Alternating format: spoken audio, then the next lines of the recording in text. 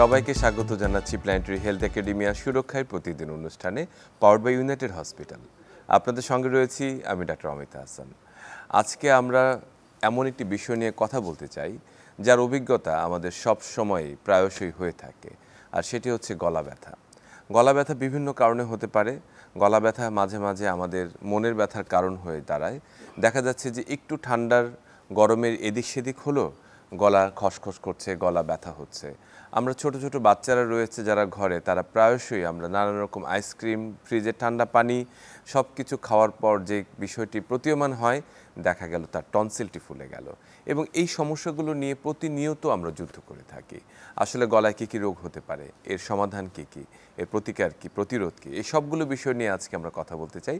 এবং এই বিষয়ে কথা বলার জন্য আমাদের সঙ্গে স্টুডিওতে উপস্থিত রয়েছেন অধ্যাপক ডাক্তার মনিলাল আইচ লিটু, নাক কান ও গলারোগ বিশেষজ্ঞ, ENT and head neck surgery বিভাগ, স্যার সলিমুল্লাহ মেডিকেল কলেজ এবং সভাপতি বাংলাদেশ ভয়েস অ্যাসোসিয়েশন। আপনাকে স্বাগত। একই সঙ্গে আমি এটিও বলে রাখতে চাই যে আমাদের স্ক্রিনে দেখানো যে নম্বরটি রয়েছে, সেই নম্বরটিতে ফোন করে আমাদের সঙ্গে আপনারা প্রশ্ন নিয়ে এবং মতামত নিয়ে যুক্ত হতে পারেন। আপনাদের জন্য সেই সুযোগটি রইল। ডাক্তার মনিলাল আইচ লিটু স্যার, আমি যে বিষয়টি নিয়ে বলতে চাই সেটি হচ্ছে যে গলা ব্যথা নিয়ে কিন্তু আমরা প্রতিনিয়তই ভুগি। আসলে এই গলা ব্যথার কারণ আমাদের মাথা ব্যথার কারণ হয়ে দাঁড়ায়। তো কী কী কারণে গলা ব্যথার সাধারণ রোগগুলো হয়ে থাকে?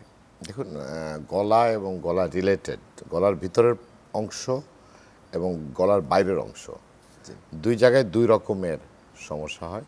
গলার ভিতরে ইউজুয়ালি আপনি যেটা বললেন সেটা ভাইরাল অথবা ব্যাকটেরিয়াল টনসিলাইটিস, এটা হতে পারে, এটাই বেশি হয়। দেন ল্যারিঞ্জাইটিস, ফ্যারিঞ্জাইটিস, সাইনোসাইটিস, এগুলোর সাথেও সিএসওএম বা কানের মধ্যকর্ণের প্রদাহ বা নাকের যে রাইনাইটিস, তার সাথে অ্যাসোসিয়েট হয়ে টনসিলাইটিস হতে পারে। এবং ঠান্ডায় এটা বেশি হয়, ঠান্ডাই আসলে অন্যতম কারণ। এবং হঠাৎ করে ঠান্ডা লাগা, এমন না ঠান্ডায় তো মানুষ থাকে না, তাদের কি সারা বছর টনসিলাইটিস থাকে? Not that. সাইবেরিয়ায় মানুষ থাকে, নর্ডিক কান্ট্রিতে মানুষ থাকে, অস্ট্রেলিয়ায় মানুষ থাকে, যেখানে তাপমাত্রা অনেক নিচে, দার্জিলিংয়ে থাকে, নেপালে থাকে, হিমালয়ের পাদদেশে থাকে, but they are not suffering from tonsillitis. কিন্তু আবার সৌদি আরবেও মানুষ থাকে, সিডনিতেও মানুষ থাকে, +40-তে থাকে তারা। তাদেরও আসলে বিষয়টা হলো হঠাৎ করে ঠান্ডা লেগে যাওয়া, সেটা হলো তাপমাত্রার যে তারতম্যটা রয়েছে, যেমন গরমের মধ্যে হঠাৎ করে বৃষ্টি পড়লো, অথবা আপনি বাইরে থেকে হঠাৎ করে এসে কোল্ড ড্রিঙ্কস খেলেন বা ফ্রিজের পানি খেলেন, অথবা এসি চালা দিয়ে ঘুমিয়ে গেলেন, শেষ রাতের দিকে টেম্পারেচার একটু কমে যায়, তখন কিন্তু গলার মধ্যে সেটা প্রভাব ফেলে। যেহেতু অ্যাম্বিয়েন্ট টেম্পারেচার কমে যায় রাতে, আস্তে আস্তে কিন্তু ঘরের এসির টেম্পারেচারও আরও কমে যায়। কারণ আপনার রুম টেম্পারেচার ডিপেন্ড করে অ্যাম্বিয়েন্ট টেম্পারেচারের অবশ্যই উপরে। নাও যে আর বাইরের দিকে হতে পারে, যেমন থাইরয়েড, এখানে একটা আমাদের গ্ল্যান্ড আছে শিল্ডের মতো বা প্রজাপতির গ্ল্যান্ড আছে, এটাকে বলে থাইরয়েড গ্ল্যান্ড। সেই গ্ল্যান্ডে নানা রকম সমস্যা থেকে, যেমন গয়টার, ক্যান্সার, থাইরয়েডাইটিস, ইনফ্লামেশন হতে পারে, এগুলো থেকে গলা ব্যথা হতে পারে। অনেক সময় দেখা যায় কিছু লিম্ফ নোডগুলো, সাবমেন্ডিবুলার গ্ল্যান্ড, এই দুই পাশে দুইটা গ্ল্যান্ড থাকে, লালা গ্রন্থি, প্যারোটিড, এসব জায়গার থেকেও গলা ব্যথা হতে পারে। অবশ্যই মোস্টলি আপনার ফ্যান্টম পেইনও হতে পারে, এবং গ্লোবাস হিস্টেরিকাস, দুটি কন্ডিশন। সেটা হচ্ছে যে আপনার অন্য জায়গায় ব্যথা বা আপনার সাইকোলজিক্যাল সমস্যা, সেটা আপনার প্রজেকশন হতে পারে গলায়, গলা ব্যথা হিসেবে। আবার গ্লোবাস হিস্টেরিকাস নামে একটা কন্ডিশন আছে, সেটা হচ্ছে আপনার আমরা এই সব জায়গাতে ফিল করি যে গলায় দলা দলা কিছু একটা আটকায় আছে, এটা foreign body sensation, foreign body sensation এবং লাম্পি সেন্সেশন, যেটা আমরা বলবো। আরেকটা হতে পারে অ্যাসিড ল্যারিঞ্জাইটিস, অর্থাৎ আপনার পেটে যদি অ্যাসিডিটি থাকে খুব বেশি পরিমাণে, আপনি যদি ডান কাতে ঘুমান, তাহলে এই অ্যাসিড পেট থেকে গলায় উঠে আসে, গলার মধ্যে ইনজুরি করে, বা যাদের গ্যাস্ট্রোএসোফেজিয়াল রিফ্লাক্স ডিজিজ রয়েছে, আমি সেটাই বলছি, গার্ড ডিজিজ। এবং ভেরি ইম্পর্ট্যান্ট, যেটা সম্পর্কে আমাদের কোনো ধারণাই নাই, এটা হচ্ছে আপনার যদি নাক বাঁকা থাকে কোনো দিকে অনেক বেশি, তাইলে ওই সাইডে বাতাস যায় না, বাতাস না গেলে ফরেন বডি জমে এবং এক ধরনের ড্রাই সেন্সেশন হয়, সেটা থেকে ব্যথা লাগতে পারে। আর হচ্ছে নাক ডাকা থেকে হতে পারে, নাক ডাকার অর্থ হচ্ছে আপনার নাক দিয়ে বাতাস ঠিকমতো যাচ্ছে না, গলা দিয়ে বাতাস যায়, মুখ দিয়ে বাতাস যায়, তখন হাঁ করে বাতাস ওরাল নেয়। এবং মুখ দিয়ে বাতাস নিলে যেটা হয় আপনার বাতাসটা ড্রাই থাকে। আমাদের বাতাস যেটা আমরা এই অ্যাটমসফিয়ারে যে বাতাস আপনি দেখছেন, এটাকে যে আমরা ইনটেক করি ভিতরে, ইনহেল করি আমরা, এই সময় নাকের ভিতরে প্রতিদিন 10⁻³ লিটার অর্থাৎ 10,000 লিটার বাতাস পরিশুদ্ধ হচ্ছে বাই নাকের মেকানিজম। নাকের বিভিন্ন টার্বিনেট আছে, ভিব্রিসি আছে, তারা ফরেন পার্টিকেল ঢুকতে দেয় না, যেমন বাতাসটাকে হিউমিডিফাই করে বাই সিক্রেশন। 1.5 লিটার করে পানি সিক্রেশন হয় নাকে প্রতিদিন, জি 1.5 litre, not a matter of jokes. Then এই বাতাসটাকে বডি টেম্পারেচারে কনভার্ট করে নাক, হিউমিডিফাই করে, মানে বলতে গেলে যে not only humidify, also air conditioning air conditioning করে। তাহলে আপনি বাতাস নিতে পারতেন না ভিতরে। এই বিষয়গুলো আসলে অনেকগুলো আসলে কারণ, আমরা তো গলা ব্যথা শুধুমাত্র কিছু অল্প কিছু কারণ, তাছাড়া মানে ক্যান্সার চিন্তা আছে, করি, গলার ক্যান্সারের কথা ক্যান্সার। বলেছেন, জি। তো অনেকগুলো কারণের কথা বললেন, আমরা তার মধ্যে সবচেয়ে যেটি কমন, যেটি সবচেয়ে সহজে আমরা আক্রান্ত হই, সেটি হচ্ছে টনসিলের ব্যথা। কিছু হলেই, গলায় ব্যথা হলেই, বিশেষ করে বাবা মাদের ধারণা যে বাচ্চাদের গলায় ব্যথা হলেই আমরা ধরে নিই যে টনসিলের ব্যথা। এবং একই সঙ্গে এটি আরেকটি বিষয় যুক্ত আছে, অ্যাডিনয়েড বলে একটি গ্ল্যান্ড রয়েছে, সেটিও কিন্তু টনসিলের সঙ্গে দেখা যাচ্ছে যে ঝামেলা করে বা বড় হয়ে যায়। এই টনসিল এবং অ্যাডিনয়েড বিশেষ করে বাচ্চাদের ক্ষেত্রে কি কি ধরনের প্রভাব রাখে এবং এর আসলে উপকারিতা কি? অনেক ক্ষেত্রে দেখা যাচ্ছে টনসিল ফেলে দিলেও তো মানুষ সারা জীবন দেখা যাচ্ছে যে পার করে দিচ্ছে, বা অনেক সময় আমরা বলে থাকি যে টনসিল ফেলে দিই, কিন্তু এর নিশ্চয়ই কিছু উপকারিতাও রয়েছে নিশ্চয়ই। দেখুন, টনসিল হচ্ছে শরীরে যে 900 লিম্ফ নোড থাকে, জি তারই 2টা, জি এর বেশি কিছু না। এবং টনসিল আমাদের বাইরের থেকে, এনভায়রনমেন্ট থেকে যে ব্যাকটেরিয়া, ফাঙ্গাস বা অন্য জিনিস যেগুলো আসে, সেগুলোকে ফার্স্ট লাইন অফ ডিফেন্স দেয় ওরাল ক্যাভিটিতে। জি জি জি ওকে, এখন এটা ফেলে দিলে সাধারণত বাচ্চারা যখন ভোগে তখন তাদের অনেক বড় হয়ে যায় টনসিল, হ্যাঁ, যেটা আমরা মেগা টনসিল বলি অথবা কিসিং টনসিল বলি। একটা টনসিলের একটার সাথে আরেকটা লেগে থাকে। এর সাথে অ্যাডিনয়েড, যেটা আপনি ডক্টর অমিত, আপনি যেটা খুব গুরুত্বপূর্ণ, adenoid is a very dangerous thing. কেন? এটা তালু থেকে ঝুলে থাকে লিম্ফেটিক্স, সেটা যখন বড় হয়ে যায় এবং ইনফ্লামেশন হয়, রোগাক্রান্ত হয়, তখনই সেটাকে বলা হয় অ্যাডিনয়েড। তাহলে সে কিন্তু আপনার খেতে যেমন অসুবিধা হয় বাচ্চাদের, তার চেয়েও বড় সমস্যা হয় তার বাতাস ঠিক মতো যায় না। পৌঁছায় না। অ্যান্ড যখন বাতাস ঠিক মতো যায় না, তখন তার কিন্তু আপনার ব্রেনের ডেভেলপমেন্ট ঠিক মতো হয় না। একদম, that's a very important thing. Tonsil ওইখানে থাকার কারণে কানের ইউস্ট্রান টিউবের উপর চাপ দেয়, চাপ দিলে আপনার মিডল ইয়ার ইনফেকশন হয়, ওএমই হয়, what is media with effusion, এবং অ্যাডিনয়েড থেকে নাকে এসে রাইনাইটিস হয়, আবার নিচে ট্রাক ডাউন করে ল্যারিঞ্জাইটিস, ব্রঙ্কাইটিস অথবা লাংয়ের ইনফেকশন হয়। এবং এর যে অর্গানিজমগুলো থাকে টনসিল এবং অ্যাডিনয়েডে, সেগুলো ক্রস রিয়াকশন করে আপনি জানেন যে কার্ডিয়াক ডিজিজ করে, জি হ্যাঁ, আপনার রিউমেটিক ফিভার করে। এগুলোর মূল কারণ হলো স্টেটোকক্কাস, যেটা এইখানে যেটা হারবার আসলে, করে। হ্যাঁ, এটা একটা এর সাথে kidney disease, skin disease, lots of thing may happen. এবং তার মেকানিক্যাল প্রবলেম যেটা হয়, রাউন্ডেড শোল্ডার হয়ে যায়, নাকের যেহেতু কার্যকরিতা থাকে না, নাক ক্ষয় হইতে থাকে, আপনার বাচ্চার দাঁত উঁচু হয়ে যায়, কারণ মুখ দিয়ে বাতাস ছাড়ে তো, নেয় এবং ছাড়ে, তারপর দাঁত ম্যালক্রাউডিং হয়ে যায়, অর্থাৎ আঁকা বাঁকা হয়ে যায় দাঁত। কাজেই এখানে আপনাকে টনসিল বা অ্যাডিনোটনসিল হলে সেটার উপযুক্ত চিকিৎসা প্রয়োজন। একদম। আসলে কখন আমরা আসলে এই যে দেখা যাচ্ছে যে কখনোই অল্প কিছুতেই ঠান্ডা তারতম্য হলেই গলা ব্যথা হচ্ছে, এটাকে কি আসলে আমরা টনসিল এর লক্ষণ হিসেবে ধরে নিব? আসলে টনসিলাইটিস কখন আমরা বলবো আসলে? দেখুন, কি কি কারণে? টনসিলাইটিস আমরা তখনই বলি, টনসিলদের দিক তাকাইলে যদি আমরা দেখি তার সামনে পিলারগুলো কনজেস্টেড অর ইনজেক্টেড বলে, জি আর টনসিলে যদি অবভিয়াস পাস দেখা যায়, তারপর রেড একুট ইনফ্লামেশন বা ক্রনিক ইনফ্লামেশন সাইন সিমটম যদি পাওয়া যায়, তাহলে সেটা টনসিলাইটিস। এখন গলার মধ্যে যত সমস্যা হয় তার 90%ই টনসিলাইটিস। দ্যাটস ওয়াই এটাকে একটা সিঙ্গেল ব্র্যাকেটে এনে সাধারণ মানুষ এটাকে গলায় কিছু হলেই বলে টনসিল। হ্যাঁ, অথবা ধরেন টনসিল একটা যে অর্গান যেখানে সামনের দিকে থাকে, এর সাথে যে অ্যাটাচড মিউকোসা থাকে জি ফ্যারিংসে বা উপরে নিচে, সেগুলোতেও তো ইনফেকশন হয়ে যায়। কারণ এক জায়গায় যদি তেল গড়ায় পড়ে এই ফ্লোরে, সব জায়গায় চলে। ইনফ্লামেশনও তো একই রকম জিনিস। জি জি, অনেকটা তাই। So it goes everywhere. So tonsil is the usual victim. It is the usual criminal, you can say. জি, এটি একটি বিষয়। আসলে অনেক ক্ষেত্রে যে অ্যাডিনয়েডের যে সমস্যাটি নিয়ে আসে সেটি অনেক সময় দেখা যাচ্ছে যে মানে আড়ালে থেকে যায়। অনেকেই বিষয়টি সাধারণ চিকিৎসকরা অনেকে হয়তো ব্যাপারটিকে অনেকে খেয়াল করতে পারেন না। আসলে এই অ্যাডিনয়েড এবং টনসিলের শনাক্তের আসলে কিভাবে করা যায় বা আসলে আর্লি ডিটেকশন কিভাবে করা যায়? দেখুন, এই জন্যই বাইরে স্কুল হেলথ প্রোগ্রাম আছে। আমি প্রতিটা প্রোগ্রামে এটা নিয়ে অল্প একটু কথা বলি। এবং স্কুল হেলথ প্রোগ্রামের আন্ডারে আপনার তার কান দেখা হয়, নাক কান গলা দেখা হয়, তখন সাধারণত অ্যাডিনয়েড ডিটেক্ট হয়ে যায়।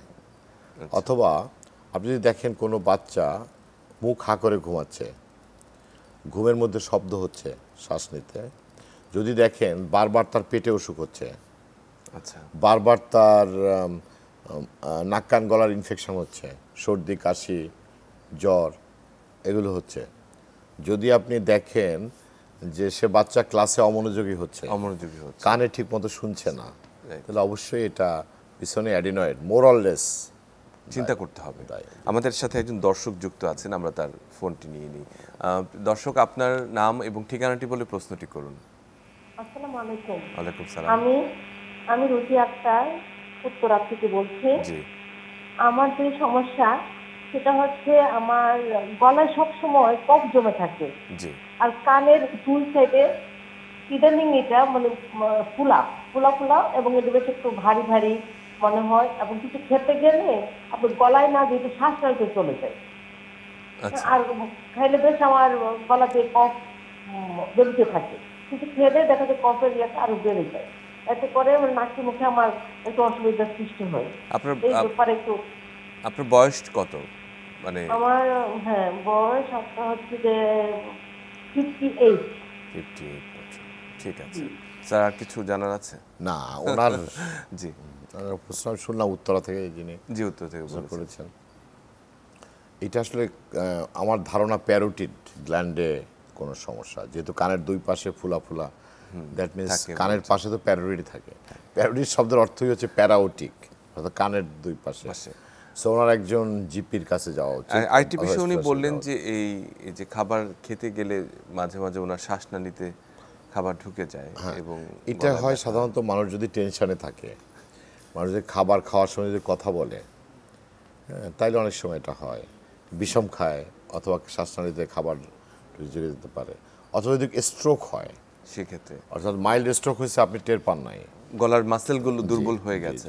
আর একটি কথা বললেন যে সবসময় নাকের পিছনে মনে হচ্ছে কিছু একটা সিক্রেশন ওনার জমে থাকে, post nasal drip. That is, আমি ওই যে প্রথমে বলে আসছি যে নাক হয়তো বাঁকা আছে অনেক বেশি, কোনো কিছু থাকতে পারে।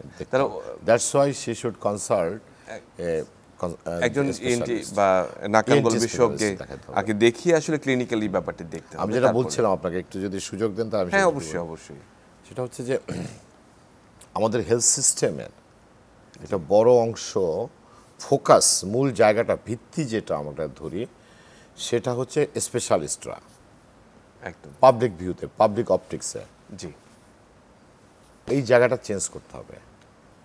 আপনার মূল ভিত্তি হবে জিপিরা, যাতে করে যে উত্তরা থেকে যিনি প্রশ্নটা করলেন, উনি উত্তরাতে যদি একজন জিপি থাকে যে এটা বুঝে যে কোন জায়গায় কি হচ্ছে, এবং এই জন্য বাইরে যেটা আছে, আমি যেসব দেশে কাজ মানে গিয়েছি বা কাজ করেছি, অস্ট্রেলিয়া, ইউকে, ইউএসএ, সো এইসব জায়গায়, Singapore, very common to me, even India, তাদের কিন্তু একজন এমবিবিএসকে দেখায়, তারপরে তাকে জিপিকে দেখায়, তারপর তাকে স্পেশালিস্টের কাছে আসতে হয়, ইউজুয়ালি রেফার করে তারা।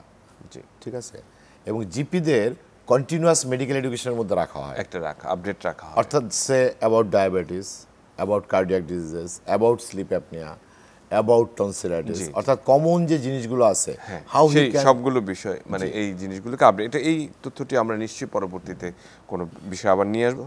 আমরা যে বিষয়ে কথা বলছিলাম যে টনসিল আমাদের জীবনে একেবারেই ওতপ্রোতভাবে জড়িত হয়ে আছে।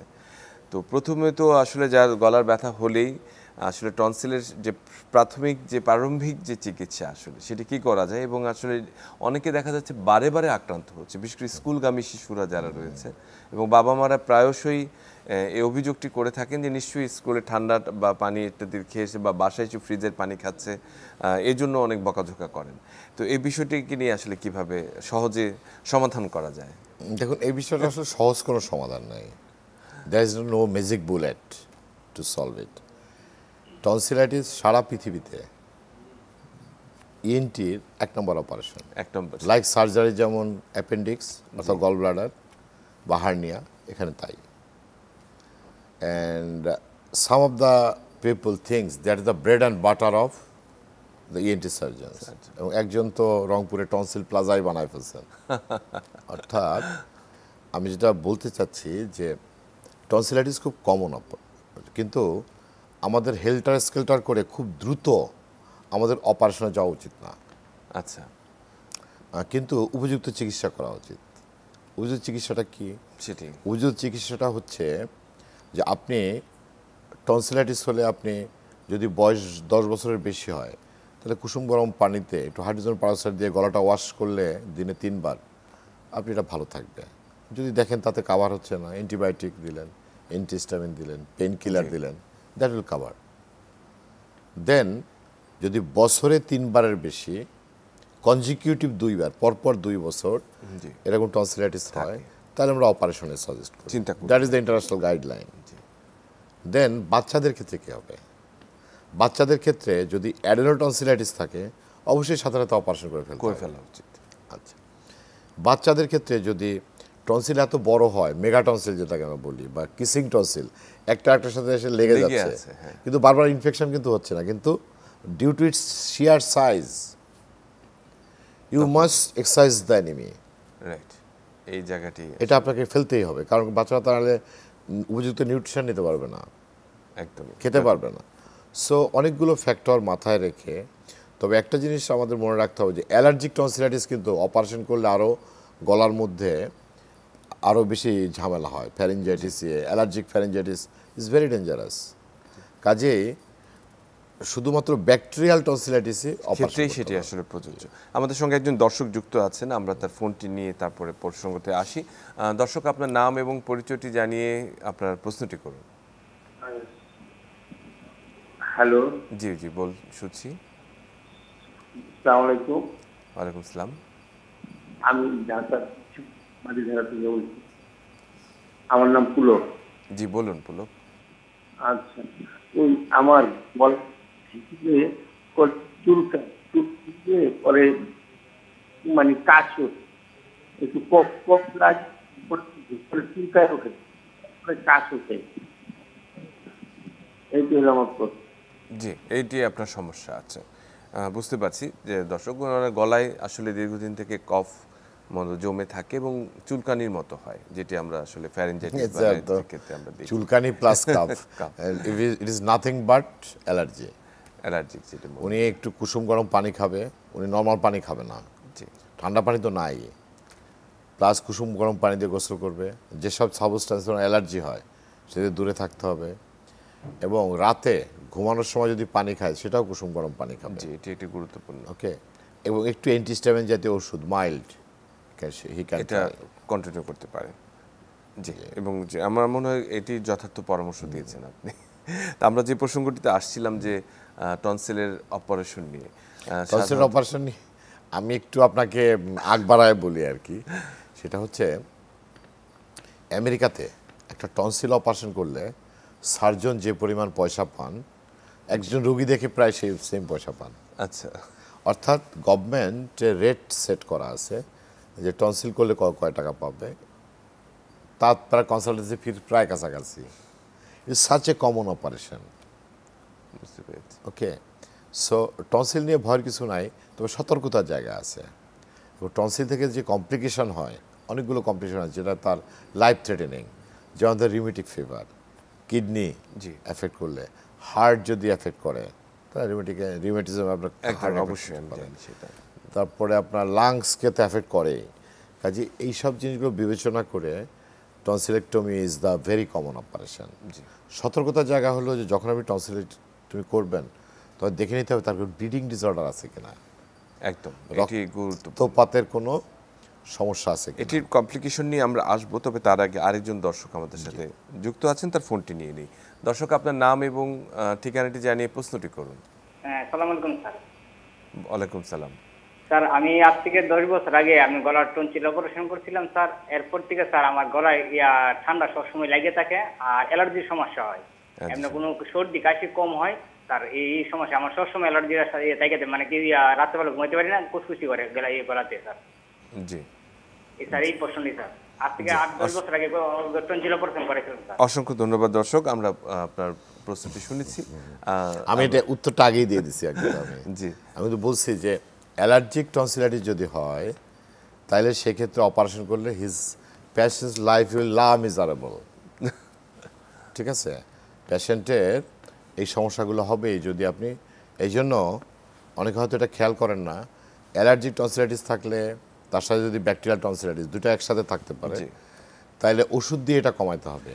তখন অপারেশন করলে পেশেন্টের লাইফ, পেশেন্টের আপনি তো মানে এটি ধারাবাহিকভাবে চলতে থাকবে। তবে এই অ্যালার্জিক টনসিলাইটিস বোঝার আসলে উপায় কি? মানে অ্যালার্জিস বোঝার উপায় হচ্ছে আপনি যখন একটা ব্যাকটেরিয়াল টনসিলাইটিস হবে আপনি আশঙ্কা করবেন যে আপনি ডায়াগনোসিস করলেন যে yes it is a bacterial tonsillitis, then you have to ask very meticulously with time and caution যে তার অ্যালার্জিক কোনো ফেনোমেনা আছে কিনা। ওকে, আপনি তার নাকে কোনো অ্যালার্জি আছে কিনা, তার ফুডে কোনো অ্যালার্জি হয় কিনা, ঠান্ডা লাগলেই তার টনসিলাইটিস হয় কিনা, অর্থাৎ এটা অ্যাসোসিয়েটেড সিমটম দিয়ে আপনি বুঝে যাবেন। And that's your clinical acquaintanceship and you have to do it. Of course. A specialist should not be an idiot. He should be a very judgmental person who will be expert and smart enough and adequate enough to diagnose this. তার কি শুধু tonsillitis না তার allergy? আমরা আরেকজন দর্শক আমাদের সাথে যুক্ত আছেন, প্রশ্ন নিয়ে আমাদের সাথে যুক্ত হতে চান। দর্শক, আপনার নাম এবং ঠিকানাটি বলে প্রশ্নটি করুন। আসসালামু আলাইকুম। জি, ওয়ালাইকুম সালাম। আমার নাম নাসির, গাজীপুরের কালিয়াকোট থেকে বলতেছি। জি, বলুন নাসির। আমার গলায় 3 বছর আগে টনসিল আছে, মানে টনসিল হয়েছিল, ঠিক আছে?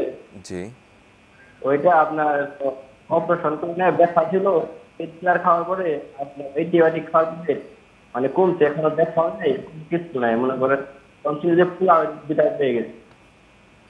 আচ্ছা, মানে কোনো অপারেশন করার নেই? না, অপারেশন মানে আপনি অ্যান্টিবায়োটিক খেয়েছেন, পেন কিলার খেয়েছেন, এখন মানে ভালো আছেন। আসলে কি জানতে চাচ্ছেন তাহলে আমাদের কাছ থেকে? তাহলে এটাকে অপারেশন করতে হবে, এটাই জানতে চাচ্ছেন। বুঝতে পেরেছি, আপনার প্রশ্নটি বুঝতে পেরেছি। উনি বলেছেন যে উনি আক্রান্ত হয়েছেন একবার অ্যান্টিবায়োটিক এবং পেন কিলার খাওয়ার পর, এখন স্বাভাবিক আছেন, এটিকে আসলে অপারেশন করে ফেলতে হবে কিনা? ওনার মানে প্রথম অ্যান্সার হচ্ছে অপারেশন করতে হবে না, দ্বিতীয় অ্যান্সার হচ্ছে অপারেশন করতে হবে। অপারেশন করতে হবে না এই কারণে যে বছরে যদি 3 বার, যেটি বলেছেন আর কি, জি, পরপর 2 বছর যদি এরকম হয় তাহলে ওনার অপারেশন করা লাগবে। আর অপারেশন করতে হবে কখন? সেটা হচ্ছে if he is a police officer, if he is a sensitive worker, যেমন ধরেন কোনো মেশিনারি, কোনো রেসপন্সিবল জব করেন, বিমানের pilot, like this very sensitive people, they should do it. কেন, মানে তাদের ক্ষেত্রে অপারেশন করতে হবে এই কারণে, কারণ কালকে আপনি একটা গানের অনুষ্ঠান আছে, আচ্ছা, আপনার এখন টনসিলাইটিস শুরু হয়েছে, what you will do? Plain and simple, your job will be jeopardize. বিমানের পাইলট অন দ্য ওয়েতে তার অ্যাটাক হয়েছে, এটা হয়। I have got many patients এই ধরনের কারণে। আচ্ছা, আমরা আরেকটি প্রশ্ন রয়েছে, সেই প্রশ্নটি শুনে নেই। দর্শক, আপনার নাম এবং ঠিকানাটা জানিয়ে প্রশ্নটি করুন। জি, জি, আসসালামু আলাইকুম। ওয়ালাইকুম সালাম, বলুন। আমি গাজীপুর থেকে বলছিলাম, আজিজুল হক। জি, বলুন আজিজ সাহেব। আমার হচ্ছে নাকের হচ্ছে একজনকে দেখাইছিলাম, বললো যে নাকের হাড়টা একটু বাঁকা। জি, বাঁকা থাকার কারণে হচ্ছে ওই যে আমার কোনো কারণে ডাস্ট অ্যালার্জি হয়, আর কোনো কারণে পুরাতন কাপড় টাপড় ইয়াটা করলে মানে শ্বাস নিতে কষ্ট হয় পরবর্তী। এখন কি এটা কি নাকে কি অপারেশন করা লাগবে নাকি নরমালি কোনো কিছু করলে হবে?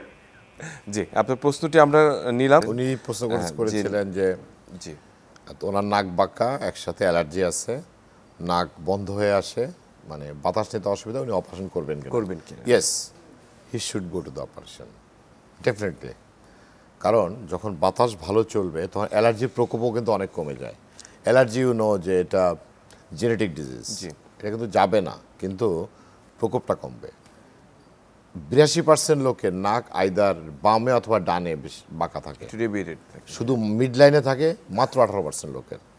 কিন্তু অপারেশন করার জন্য আমাদের ক্রাইটেরিয়া হচ্ছে যে যদি নাকে বাতাস যেতে সমস্যা হয়, এটা কমপ্লিট অথবা ইনকমপ্লিট, ইউজুয়ালি কমপ্লিট। আর ইনকমপ্লিট হলেও আমরা কখন করব, যদি নাক দিয়ে রক্ত যায় এর সাথে, যদি সাইনোসাইটিস থাকে, যদি মাথা ব্যথা হয়, যদি এর সাথে টনসিলেক্টমি থাকে, টনসিলাইটিস থাকে, like this. So he should undergo operation, ওনাকে অপারেশন যেতে হবে।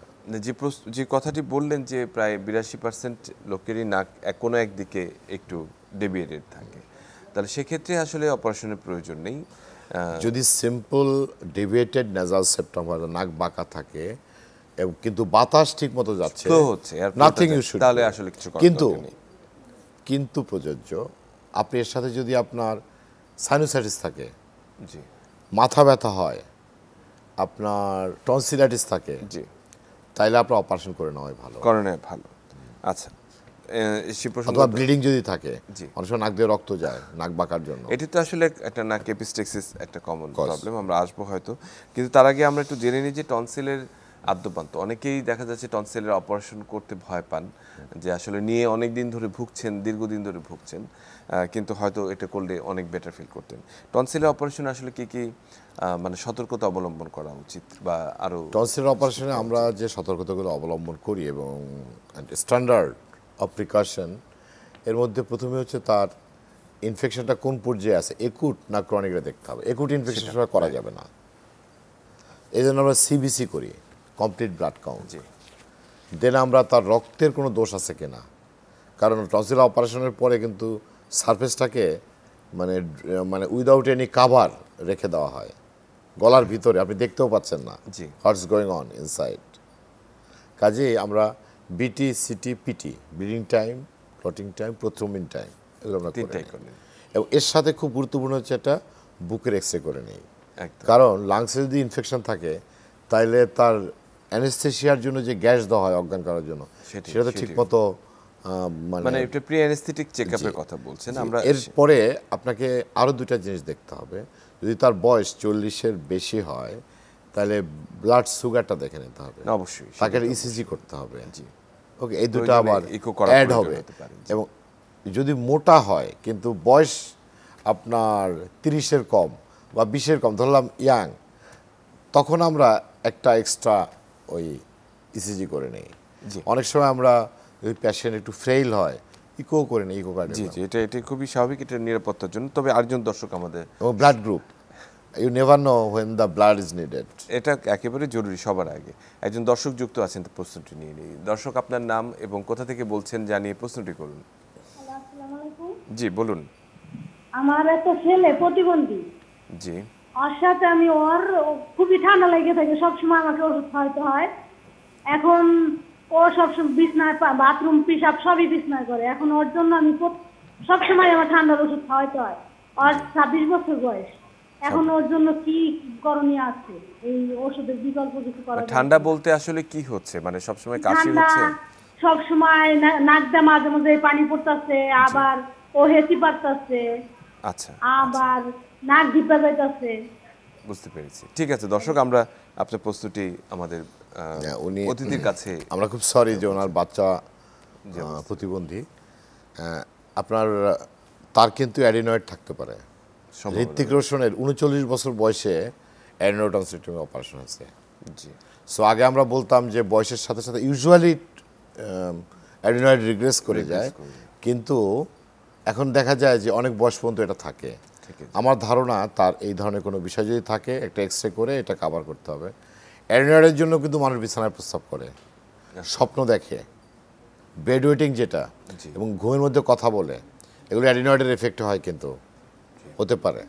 সো তার একটা এক্সরে করে দেখতে হবে তার আগে অ্যাডিনয়েড আছে অ্যাডিনয়েডের কিনা। সমস্যাটি রয়েছে। এবং অ্যালার্জি যেটা, অ্যালার্জির জন্য তো আসলে তেমন কিছু করার থাকে না, তবে তার জন্য যদি গোল্ডেন রুল উনি ফলো করেন, যেমন বিছানাটা পরিষ্কার পরিচ্ছন্ন রাখা, জি, পোয়েট্রি আপনার না কোনো যেন না সানলাইট যেন পড়ে, বাতাস যেন চলাচল করে, তাহলে হাউস ডাস্ট মাইটটা ডেভেলপ করবে না, মূল অ্যালার্জেন যেটা আমাদের জি এনভায়রনমেন্টে। দ্বিতীয় হচ্ছে সবসময় তাকে গরম রাখা। গরম মানে হচ্ছে ঠান্ডা পানি খাবে না, কুসুম গরম পানি খাবে, কুসুম গরম পানি দিয়ে গোসল করবে, এভরিথিং হট। জি, এটি একটি। এবং অ্যান্টিহিস্টামিন যদি দরকার হয়। অ্যান্টিহিস্টামিন আসলে হয় কি, অ্যান্টিহিস্টামিন দিলে আপনি যখন দিবেন তখন ভালো থাকলো, জি। বাট ইউ ক্যানট মানে wash it away, eliminate it away. So আমি যেটার উপর গুরুত্ব দিই সবসময় হচ্ছে যে তার এনভায়রনমেন্টাল কারেকশন প্লাস তার মানে ফুড কারেকশন, যেটি কারণে হচ্ছে সেটি। জি। আমাদের সঙ্গে আরেকজন দর্শক যুক্ত আছেন, আমরা প্রশ্নটি নিয়ে নিই। দর্শক, আপনার নাম এবং কোথা থেকে বলছেন, প্রশ্নটি করুন সংক্ষেপে। আসসালামু আলাইকুম। জি বলুন। আমার বাচ্চা, হ্যাঁ, ওর সমস্যা হয়েছে, তো ডাক্তার দেখাচ্ছি, উনি প্রবাস একটা আর মনে ওর ওষুধগুলো চলবে লিখছি। এখন ওর প্রশ্নটি বুঝতে পারছি না। হ্যাঁ, আচ্ছা, আমাদের সঙ্গে আরেকজন দর্শক যুক্ত আছেন, তার প্রশ্নটি নিয়ে নিই। দর্শক, আপনার নাম এবং কোথা থেকে বলছেন জানিয়ে প্রশ্নটি আমার নাম মিসবাউদ্দিন, আমি কক্সবাজার থেকে বলছিলাম। বলুন স্যার। আমার প্রশ্নটা হচ্ছে, আমার ওয়াইফের যে গলার নিচে গলার নিচে হাত বেড়ে গেছে, এটা কি অপারেশন করাতে হবে স্যার? প্রশ্নটি যদি আরেকবার করতেন, আমি ঠিক বুঝতে পারিনি। স্যার, আমার ওই যে গলার নিচে উপরে আর কি, উপরে মুখের নিচে, হ্যাঁ, এই যে উপরে নিচে হাতটা বেড়ে গেছে, বলতে ডাক্তার বলছে অপারেশন করাতে হবে। আচ্ছা, বুঝতে পেরেছি। দুটি আসলে মানে তথ্যমূলক প্রশ্ন। প্রথম প্রশ্নটি ছিল যে 2.5 বছর বয়স, নাক দিয়ে পানি পড়ছে রিপিটেডলি, তার ইনফেকশনটি হচ্ছে, সেটার জন্য কি করবেন? এক্সরে করবে, এক্সরে করে অ্যাডিনয়েড আছে কিনা। আমি বললাম first you have to identify the most common one and the killer one, সেটা আগে আইডেন্টিফাই করে দেন উনি একজন স্পেশালিস্টের সাহায্যে ওটা কভার করতে হবে না। জি, এটি একটি বললেন। আর দ্বিতীয় উনি বললেন যে ওনার এই হার্টটি বেড়ে গেছে, গলা হাড় যদি বেড়ে যায় ওটা দেখতে হবে যে আসলে এটা হাড় বাড়া না এটা কোনো সমস্যা তৈরি করছে কিনা, বা এটা প্যাথোলজিক্যাল কিনা। অনেক সময় হয় কি, মানুষ যখন চিকুন হয়ে যায় তখন এইখানে প্রমিনেন্ট হয়ে যায়, অথবা thyroid cartilage will become more prominent.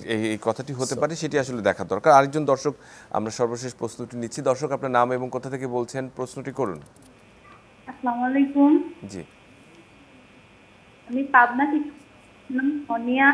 বলুন অনিয়া। আমার বয়স 26 বছর।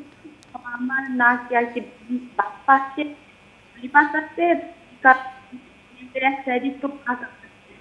বুঝতে তো মাঝে মাঝে দিচ্ছি, তার থেকে ঠিক হয়ে যায়। সামান্য শ্বাসকষ্ট হয়, ওটা ওই যে গ্যাস দিলে কমে যায়। আর আমার ছেলের বয়স 7 মাস। জি, সেটা ঠান্ডা খাবার খাইছে, মানে সাথে সাথেই জি জি দর্শক, বুঝতে পেরেছি আপনার প্রশ্ন দুটি। প্রথমটি হচ্ছে যে ওনার নাকের, হ্যাঁ বলেছেন, জাস্ট সংক্ষেপে আমরা নাকে হচ্ছে ওই যে মানে নাক দিয়ে পানি পড়ছেন এবং আসলে বারে বারে অ্যালার্জিক সমস্যা হচ্ছে ওনার। আর ছেলের সমস্যা হচ্ছে যেটি বললেন আর কি, যে ঠান্ডা লেগে যায় অল্পতেই। দুইজনই অ্যালার্জির patient, so they have to learn to live with that problem. ওনাদেরকে শিখতে হবে যে এটার সাথে ওনাদের বাঁচতে হবে, এর সাথে আসলে কি, এবং নো কোল্ড। জি জি, অসংখ্য ধন্যবাদ ডাক্তার মনিরা লিটু আমাদের সঙ্গে এতক্ষণ থাকার জন্য, দর্শকদের প্রশ্নের জবাব দেওয়ার জন্য। নিশ্চয়ই পরবর্তীতে আপনার সাথে আবার আমরা যুক্ত হব। চ্যানেল 24-কেও ধন্যবাদ, ডক্টর অমিত হাসান আপনাকেও ধন্যবাদ, এবং আপনাদের আরও ভালো ভালো প্রোগ্রাম করেন যাতে পাবলিক বেনিফিটেড হয়। জি অবশ্যই, ধন্যবাদ। দর্শক, আমরা একেবারে শেষ পর্যায়ে। আজকে কিন্তু আমরা টনসিল এবং গলার নানান রকম সমস্যা নিয়ে গুরুত্বপূর্ণ কথা শুনেছি আমাদের অতিথির কাছ থেকে, কিছু সমাধানও পেয়েছি, কিছু সরাসরি প্রশ্নের জবাব আমরা দিয়েছি। আপনারা টনসিলের যত্ন নেবেন, গলার যত্ন নেবেন এবং ভালো থাকবেন, সুস্থ থাকবেন।